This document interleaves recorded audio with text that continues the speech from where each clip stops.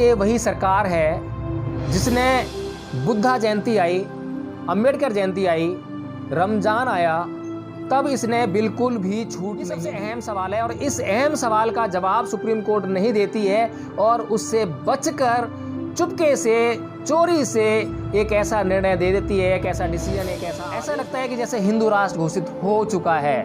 केंद्र सरकार चाहती है कि हिंदू धर्म का इस अनुष्ठान को पूरा किया जाए, राज्य सरकार चाहती है कि हिंदू धर्म का यह अनुष्ठान पूरा हो, सुप्रीम कोर्ट चाहती है कि हिंदू धर्म का यह अनुष्ठान पूरा हो।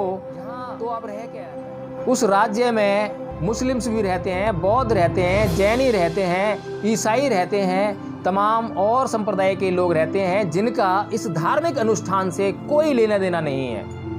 उनके मूल अधिकारों की चिंता सुप्रीम कोर्ट बिल्कुल नहीं करती है, बल्कि उनको कैद करने का काम करती है कि एक धार्मिक अनुष्ठान को करने के लिए अब एयरपोर्ट बंद होगा, बस स्टैंड बंद होगा, रेलवे स्टेशन बंद होंगे।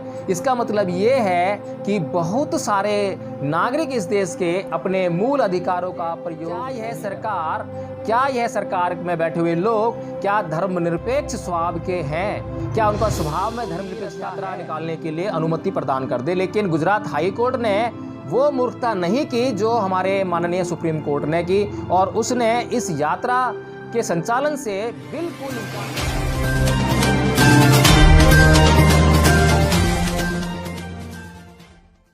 जय भीम, नमो बुद्धाय। साथियों आज हम फिर से चर्चा करेंगे जगन्नाथ रथ यात्रा पर। साथियों 18 जून को सुप्रीम कोर्ट में याचिका दाखिल की जाती है कि जगन्नाथ रथ यात्रा जो उड़ीसा में होने वाली है उसको अलाउ किया जाए, उसको परमिट किया जाए।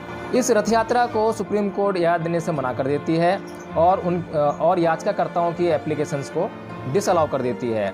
सुप्रीम कोर्ट के इस आदेश को आधार बनाते हुए 20 जून को गुजरात हाई कोर्ट ने भी इसी तरह की एक याचिका डिसमिस कर दी। उसके बाद साथियों केंद्र सरकार और कुछ याचिकाकर्ता फिर से सुप्रीम कोर्ट जाते हैं उस पुराने यानी 18 जून के आदेश को बदलवाने के लिए। क्या केंद्र सरकार किसी धर्म विशेष के कार्यों में रुचि रख सकती है या रुचि दिखा सकती है?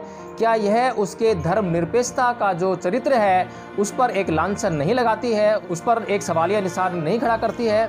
साथियों हमें यह समझने की ज़रूरत है कि जब दोबारा से केंद्र सरकार याचिका लेकर सुप्रीम कोर्ट के पास जाती है तब ऐसा क्या हो गया कि सुप्रीम कोर्ट ने अपने पूर्व वाले आदेश को बदल दिया। सुप्रीम कोर्ट ने पहले उड़ीसा राज्य से ये पूछा था कि क्या यह रथ यात्रा के संचालन में वह सक्षम है, क्या कोरोना महामारी का उस पर कोई प्रभाव नहीं पड़ेगा।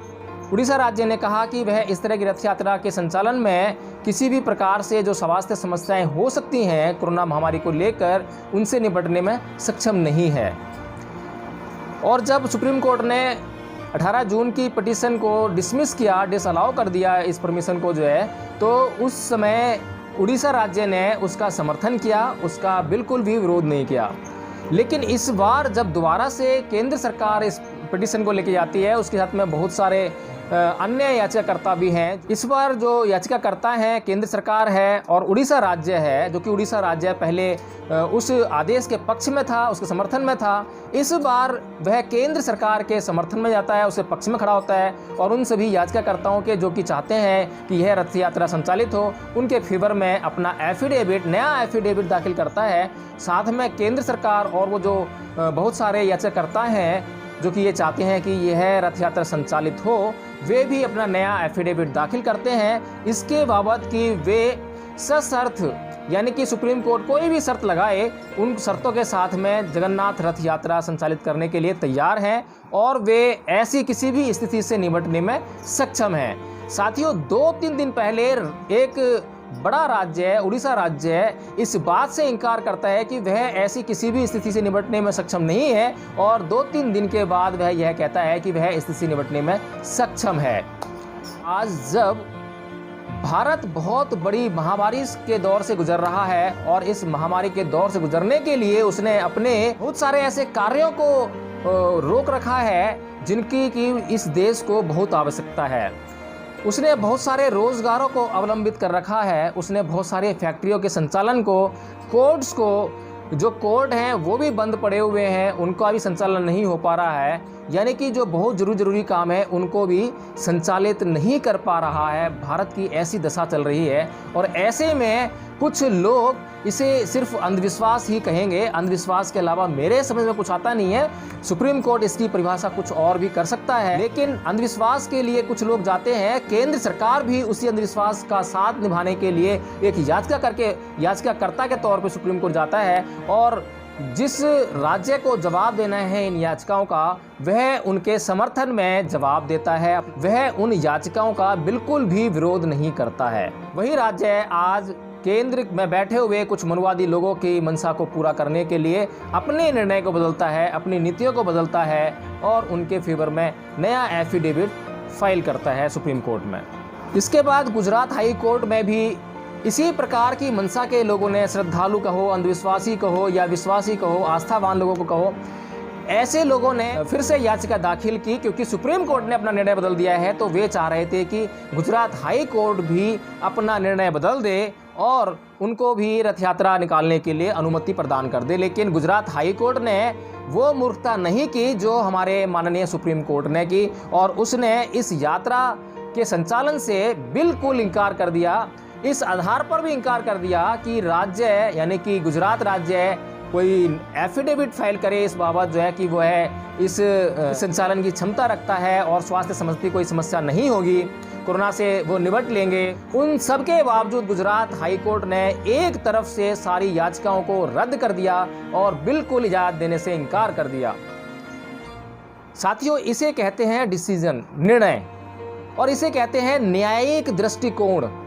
यानी कि जो न्यायिक दृष्टिकोण हम उसको कह सकते हैं जो सभी के लिए उचित है। जरा सोचिए कि जो सुप्रीम कोर्ट ने अपना निर्णय बदला है और जो 500 लोगों के साथ में रथ यात्रा निकालने के लिए अब अनुमति प्रदान कर दी है, उसमें अगर कोई कैजुअलिटी हो जाती है, अगर उसमें 2, 4, 5 लोगों को भी उसकी वजह से कोरोना अटैक हुआ और उसमें अगर एक जान भी जाती है, तो क्या वह भरपाई यह सुप्रीम कोर्ट कर सकेगी? क्योंकि यह निर्णय सुप्रीम कोर्ट का है। सुप्रीम कोर्ट के पास वो पावर थी कि वह इस रथ यात्रा को रोक सकती थी, ऐसी उसके ऊपर कोई बाध्यता नहीं थी। अगर किसी की भी जान गई तो उसकी जान को वापस लाने का मादा ये लोग नहीं रखते हैं। उसके बावजूद यह डिसीजन सुप्रीम कोर्ट ने दिया। अगर परिचय दिया है तो अंध श्रद्धालुओं, अंधविश्वासी लोगों के साथ खड़े होने का परिचय दिया है, उनकी आस्था में विश्वास रखा है, उनकी श्रद्धा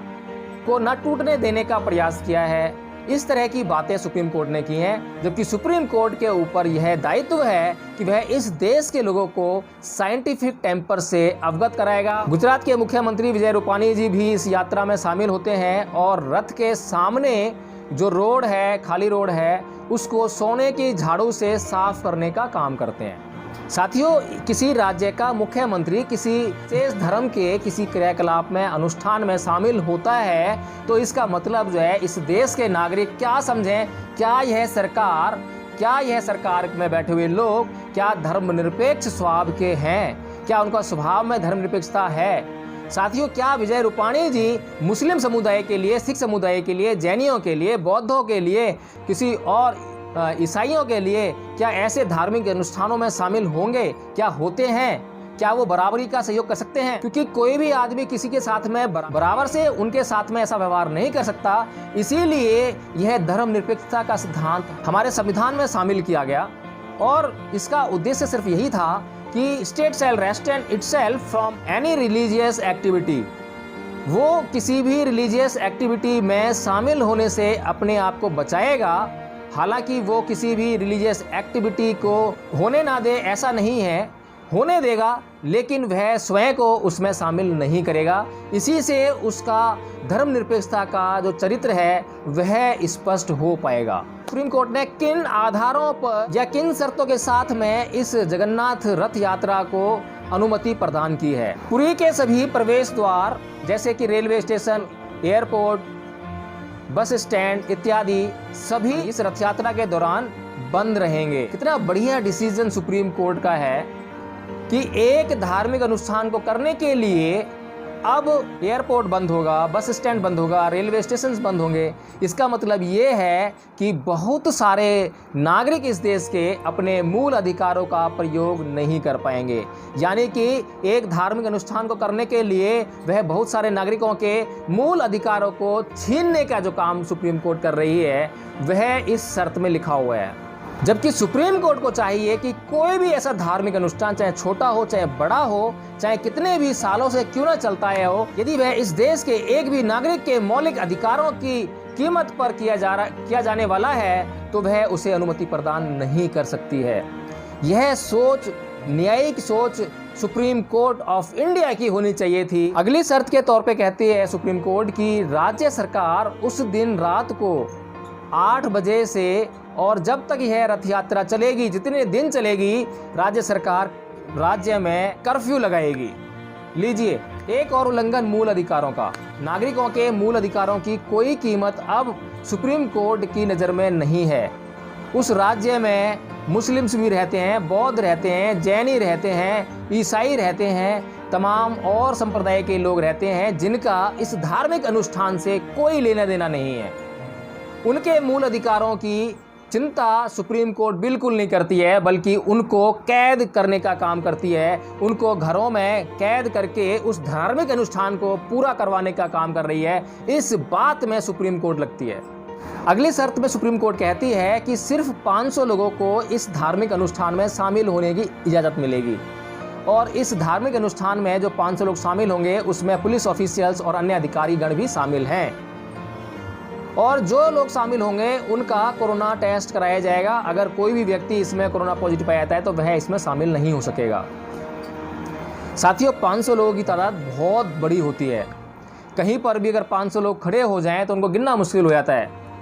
और ऐसे में अगर मैं कहूं कि ये तो कोरोना महामारी है जिससे कि लगातार बहुत बड़े पैमाने पर इस देश के लोगों की जान जा रही है, अगर मैं कहूँ स्वाइन फ्लू जैसी मामूली बीमारी भी अगर फैली हो, जो कि वायरल बीमारी है, एक दूसरे के छूने से, छींकने से, खांसने से फैलती है, अगर वो भी फैली हो तब भी 500 लोगों को एक जगह पर खड़े होने की अनुमति नहीं प्रदान की जा सकती है।